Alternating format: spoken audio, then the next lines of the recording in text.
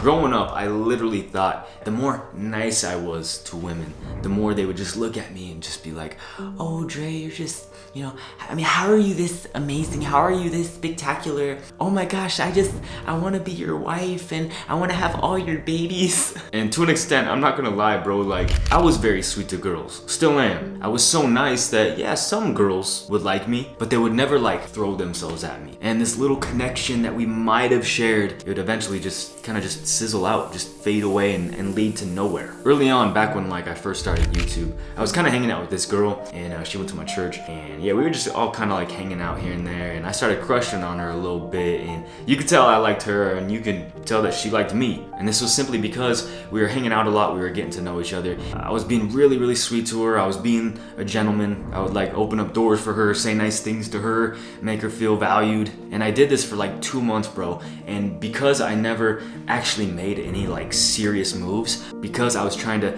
you know, respect her space and, you know, make sure I wasn't like coming on too strong, this kind of just like made our little summer romance thing that we had, it kind of just made it just sizzle out. See, I had no balance. I was all just nice guy. I didn't have no bad boy tendencies whatsoever. And this right here, this is what women, they crave. This is like their deepest desire. This is what they want in a man. They want that aggression a little bit. They want some oomph, right? And this is why you'll see girls always go after the bad boys. This is why you'll see like the pastor's daughter, eventually she'll just leave like her little, you know, super nice, sweet and sensitive, wholesome boyfriend. She'll leave his ass for the douchebag. Because at least the douchebag, at least he has some like masculine energy. He has some nuts. Yeah, he might use that energy in a very bad, destructive way. He might like use it in a position of tyranny, which isn't good. But at least he's got that aggression that girls desire. And yeah, her boyfriend, don't get me wrong, like he's nice. He has a good heart, right? But he's not husband material. He's limp.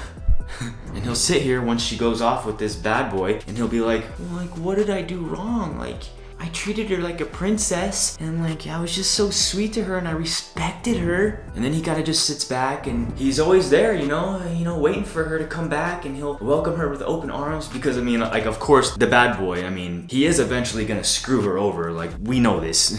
And then the sweet little boyfriend will be there and be like, it's okay, baby. I still love you.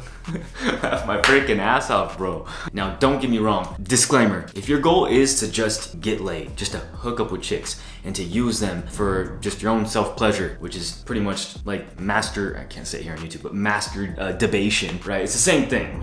You're pleasuring yourself, but just having a, you know, someone come in and help you do it. But yeah, I mean, like, if that's your goal, to just kind of be in that degenerate hookup culture, then yeah, being a genuinely nice guy, that's probably not gonna work for you, bro. This isn't gonna be your best move. I know we're talking about, you know, having balance here, but in this world, there is no balance. Balance doesn't work. You have to actually like just be a straight up bad boy, a straight up douchebag. These types of girls who are a part of hookup culture, who are always, they're just constantly giving their value away to all these men, just, you know, weekend after weekend. These types of girls, they're only looking for one thing. They're always on the prowl for like some super seductive, lustful, like Christian Grey type of guy. Someone who's gonna like fulfill their like freaking romance novel fantasy of theirs. There's that quote, you know, being a nice guy will not get you laid. And in that case, yeah, bro, it will not get you laid. Modern degenerate girls like this, you know, the girls that you find like in the clubs and stuff, yeah, they don't want a nice guy. But guys like you and me, the guys here on this channel, this kind of like army that we've built up, we're looking for a wife, right? We're looking to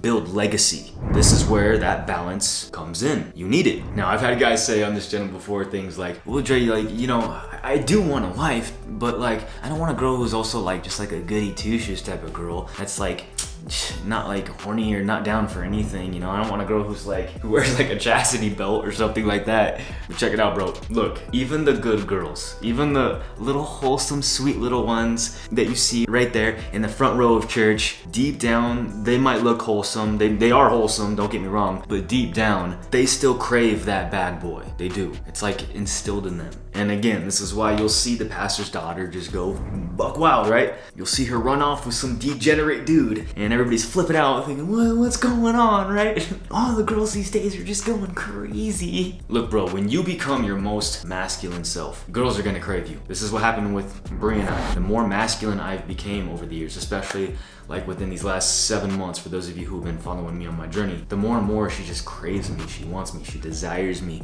she can't get enough of me. Every time I walk in the room, her hands are all over me. The more masculine I become, the more feminine she becomes. It draws out that femininity out of her. And for you single dudes out here, it works the same way. The more masculine you become, the more you attract that polar opposite, the more you attract feminine women. And I say more masculine because true masculinity, it's the balance of both. It's where the nice guy and the bad boy come together. They meet in the middle right there. It's that sweet spot, and I believe this is the way God created us. This is the way He designed us men to be. This is when we operate in our most effective state. This is when we become most attractive. It's literally how Christ was, bro. This dude was so full of love. He literally died on the cross for our sins, yet at the same time, He also didn't take no crap either, bro. When His disciples were kind of veering off track or acting like freaking knuckleheads, He put them in check. When the freaking Pharisees came through, rolling through with their crew, He would also kind of like put them in check or like do a miracle just to kind of like be like, what?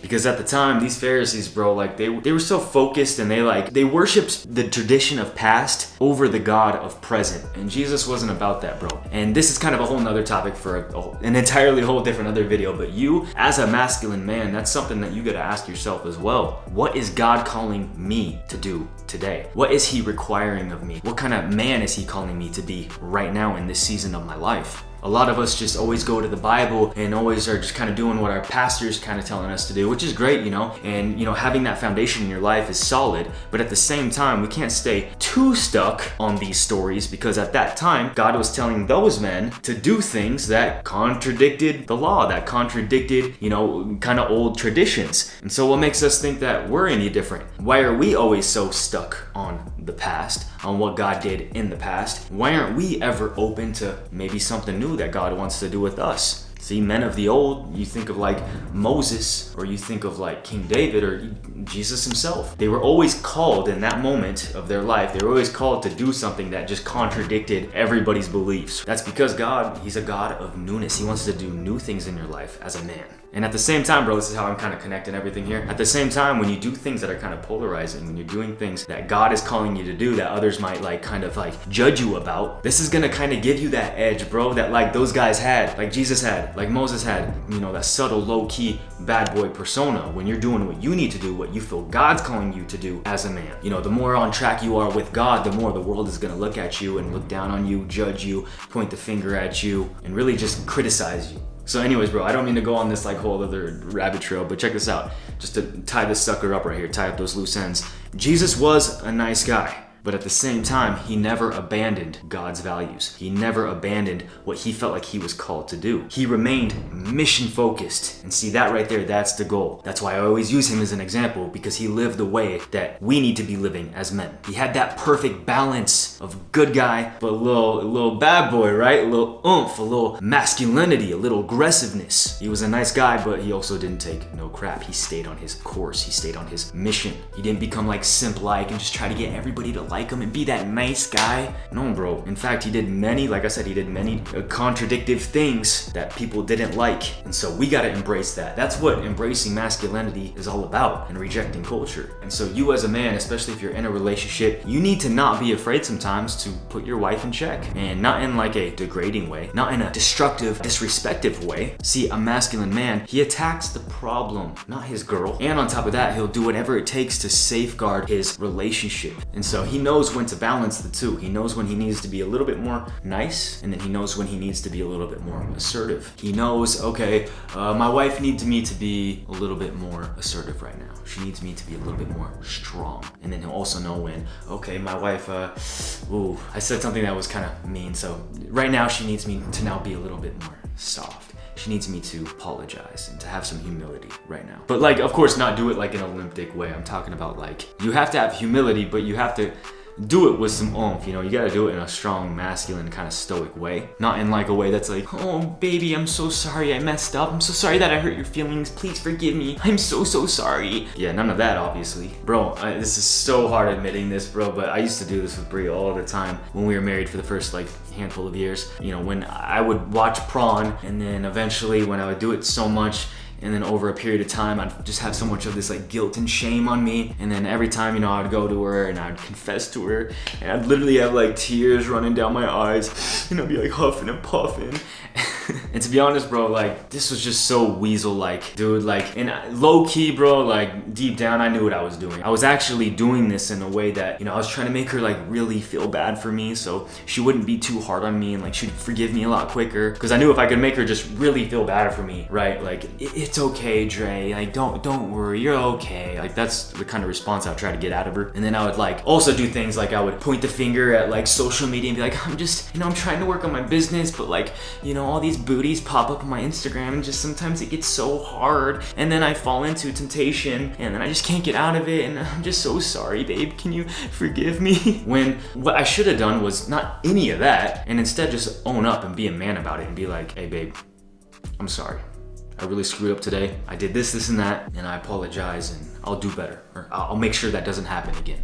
That's how I should have been. That's the kind of humility I should have shown. I should have done it in a strong way, a more masculine way. So hey, look, bro, just to kind of tie up these loose ends here and finalize this video, when I just kept living my life like this, eventually, bro, I just got so low in life. I mean, if you guys have seen my masculine masterclass webpage, you know, you guys have read that story. If you haven't yet, I'll link it down below. But if you guys have read that, then you kind of know where I was at in life. I was pretty low, I was pretty dark. But this right here, this low point is where I was like, you know what? I'm done with this, bro. Over. Time to become a new me, time to transform. And this right here, this is the stage in my life where I was finally like, you know what, I'm going to fully embrace my masculinity now. I'm gonna become the best of both worlds. I'm gonna become not just a nice guy, but I'm also gonna become more aggressive, more stoic. I'm gonna become my most masculine self, the best of both worlds. And this might be where you're at right now, bro. You might be a super nice guy, and it's hard for you. It's hard for you to get aggressive, to get a little stern with life. When I was first talking to Bre, just quick little last story, I was trying to always just be that nice guy and just be super sweet and stuff. And by doing that, bro, things started to fizzle out. And I lost her 10 months, dude. I was completely devastated. Her ex-boyfriend kind of, you know, made his way back into the picture, and she got back with him rather than me because I didn't go in, I didn't execute. Bro, I got so bummed out, and I was in such a low place, and this might be where you are at right now currently. This might be the galvanizing factor. I was at this low place, and I got to a point where I was like, I'm done, bro. I'm done being a little weak, little wet noodle. And I had to understand, Bre, even in all her beauty and glory, she's just a girl, bro. She's just a human. So I thought to myself, you know what? It's time to step up. It's time to execute, get things done. I need to go in there, bro, and I need to get my girl. And that's exactly what I did. I decided to not be limp anymore, not be flaccid. And honestly, bro, I know this kind of sounds funny, but I believe that's why God gave us penises. It's a representation of how we need to be as men, right? We need to know when to be soft, and we also need to know when to be hard, when we need to be aggressive, sturdy, when we need to penetrate. So I hope this video helped you guys out. If it did, please give it a nice big thumbs up, and check out the Masculine Masterclass that I have for you down below. You can get access to it right now. Hit the notifications button to be informed when I drop new content, and check out this one right here. It's a very powerful one. It'll completely catapult your life as a man, and I'll catch you on the next video. Peace always.